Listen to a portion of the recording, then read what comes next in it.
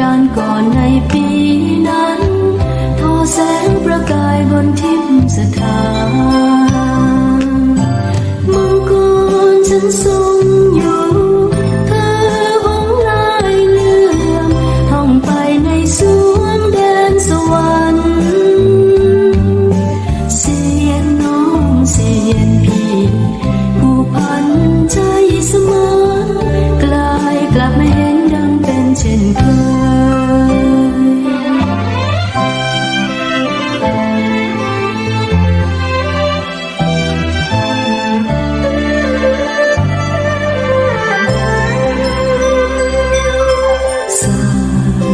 ฉันพ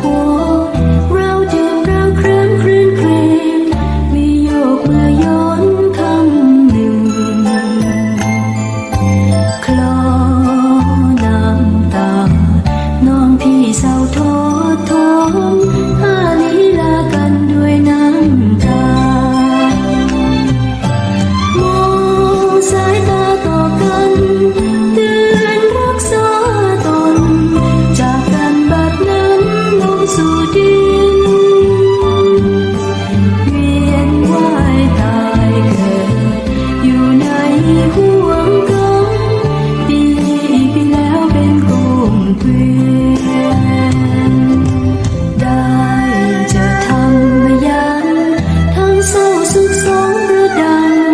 ใจจิตซาบซึ้งซ่อนส่วนกา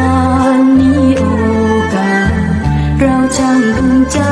นักมาพบกันในสถานธรรมดาวที่ป่วยพุ่ง